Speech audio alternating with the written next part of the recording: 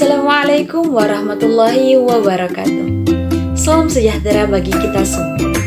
Alhamdulillahilladzi hadana lihadza wa ma kunna linahtadiya laula an hadanallah. Asyhadu an la ilaha illallah wa asyhadu anna Muhammadan abduhu wa rasuluh la nabiyya ba'da. Raditu billahi rabban wa bil islami dina wa bi Muhammadin nabiyya wa rasulah. Rabbi srohli sodiri wa yassirli amri wahlul uqdatan min lisani yafqahu qawli. Kembali lagi dengan saya Dina Aulia, kelas akuntansi 19C, program studi akuntansi Fakultas Ekonomi dan Bisnis Universitas Muhammadiyah Makassar. Ucapan banyak terima kasih kepada Ibu Saidah Said SEMAK selaku dosen mata kuliah kami pada mata kuliah akuntansi perpajakan, serta teman-teman sekalian yang masih setia menonton video pembelajaran dari saya. Nah, pada kali ini kita akan membahas mengenai PPh pasal 25. Ada yang tahu apa itu PPh pasal 25? Nah, PPh pasal 25 merupakan jenis pajak penghasilan yang dibayarkan secara angsuran baik itu orang pribadi maupun badan yang dibayarkan setiap bulannya tiap tahun berjalan. Tujuannya untuk meringankan para wajib pajak. Namun, perlu kita ketahui bahwa dalam pembayaran pajak penghasilan harus dibayarkan oleh wajib pajak itu sendiri, tidak boleh diwakilkan oleh siapapun. Adapun batas waktu pembayaran PPh pasal 25 seperti yang telah saya jelaskan bahwa PPh pasal 25 merupakan pajak penghasilan dibayar secara angsuran. Jadi tentunya memiliki batas waktu. Dan penting sekali untuk mengingat batas waktu atau jatuh tempo pembayaran agar tidak mengalami keterlambatan dan tidak dikenai sanksi berupa denda. Contohnya, untuk bulan Januari tahun 2021, maka angsuran untuk PPh pasal 25 harus dibayarkan paling lambat pada tanggal 15 Februari 2021. Bagaimana jika batas waktu untuk penyetoran jatuh pada hari libur? Nah, perlu untuk kita ketahui, jika batas waktu untuk penyetoran pajak jatuh pada hari libur, maka masih bisa dilakukan pada hari berikutnya. Jika batas waktu penyetoran jatuh pada hari libur, termasuk Sabtu, Ahad, hari libur nasional, dan pemilihan umum, maka pembayaran masih dapat dilakukan pada hari berikutnya.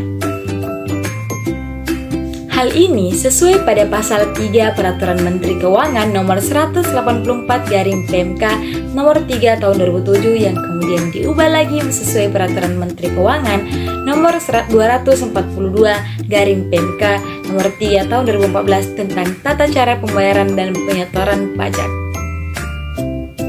Nah, sesuai Peraturan Direktur Jenderal Pajak nomor Per 22/PJ/2008 pada 21 Mei 2008, pembayaran harus dilakukan dengan cara membawa surat setoran pajak atau dokumen yang lainnya. Nah, apa saja sih sanksi jika mengalami keterlambatan pembayaran PPh pasal 25? Nah, pada PPh pasal 25, wajib pajak dapat membayar setiap bulannya paling lambat di tanggal 15 dan jika ada keterlambatan pembayaran, maka akan dikenakan sanksi berupa denda sebesar 2% per bulan. Ini dihitung dari tanggal jatuh tempo hingga tanggal pembayaran. Nah, misalnya untuk bulan Februari tahun 2019 wajib pajak terlambat dan baru membayarnya pada 16 Maret 2019 sesuai pasal 9 ayat 2A Undang-Undang KUP, wajib pajak dikenai denda sebesar 2%. Nah, masuk pada perhitungan PPh pasal 25. Besaran angsuran untuk PPh pasal 25 dihitung sebesar pajak yang terutang. Angsuran dalam tahun berjalan yaitu tahun pajak berikutnya setelah tahun yang dilaporkan di SPT tahunan akan dikurangi dengan pajak lainnya. Angsuran PPh pasal 25. Nah, kemudian adapun rumus dalam PPh pasal 25, yaitu angsuran PPh pasal 25 sama dengan PPh terutang dikurang dengan kredit pajak selain PPh 25 dibagi dengan 12 bulan. Nah, Angsuran untuk besaran PPh pasal 25 dalam tahun berjalan dengan pajak terutang dikurangi dengan yang pertama, pajak penghasilan atau PPh yang dipotong sesuai dengan pasal 21 dengan ketentuan terdapat tambahan 20% bagi pajak yang tidak memiliki NPWP. Kemudian, pasal 23 dengan tarif 15% berdasarkan dividen, bunga, hadiah, dan royalti, serta besaran tarif 2% berdasarkan pada sewa dan penghasilan lainnya serta imbalan jasa. Dan yang kedua, pajak penghasilan PPh yang dibayarkan atau terutang di luar negeri, yang mana pajak tersebut boleh untuk dikreditkan sesuai dengan PPh pasal 24. Nah, selanjutnya dilakukan pembagian menjadi 12 atau total bulan di dalam pajak masa setahun. Nah, sebagai contoh nih, dapat kita lihat pada layar ini. Jumlah pajak penghasilan Tuan Gilang yang terutang sesuai dengan SPT tahunan PPh 2018 sebesar 50 juta.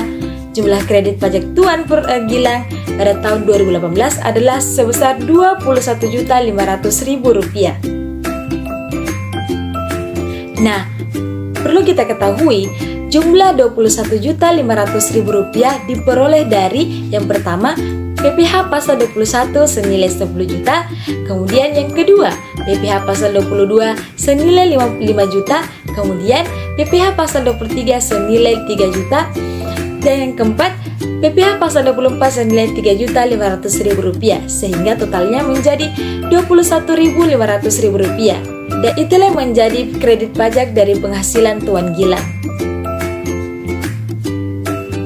Nah, langkah selanjutnya, penghasilan Tuan Gilang dikurangkan dengan pajak penghasilan Tuan Gilang, yaitu 50 juta dikurang dengan Rp21.500.000, jadi hasilnya yaitu Rp28.500.000. Nah, inilah yang menjadi dasar perhitungan PPh pasal 25 Tuan Gilang pada tahun 2019. Nah, kemudian Rp28.500.000 dibagi dengan 12 bulan untuk mengetahui angsuran Tuan Gilang setiap bulannya. Jadi, Rp28.500.000 dibagi dengan 12 bulan, yaitu senilai Rp2.375.000. Jadi, Tuan Gilang wajib membayar angsuran pajaknya tiap bulan, yaitu senilai Rp2.375.000. Dalam PPh pasal 25 terdapat 3 klasifikasi tarif yang diberlakukan bagi suatu badan usaha. Apa sajakah itu? Nah, klasifikasi tarif PPh pasal 25 tersebut didasarkan pada tingkat peredaran bruto yang dimiliki, yaitu yang pertama, jika penghasilan bruto dari wajib pajak badan bersangkutan kurang dari 4,8 miliar, maka tarif pajak yang dikenakan adalah 1%. Tarif tersebut kemudian dikalikan dengan penghasilan kotor atau peredaran bruto. Nah, yang kedua, jika penghasilan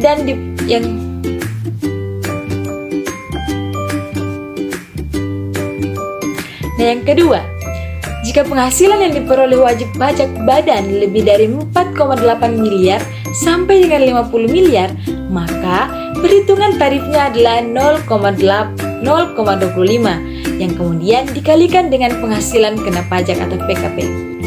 Dan yang ketiga, jika penghasilan yang diperoleh lebih dari 50 miliar, maka perhitungan tarifnya yaitu 25% dikalikan PKP.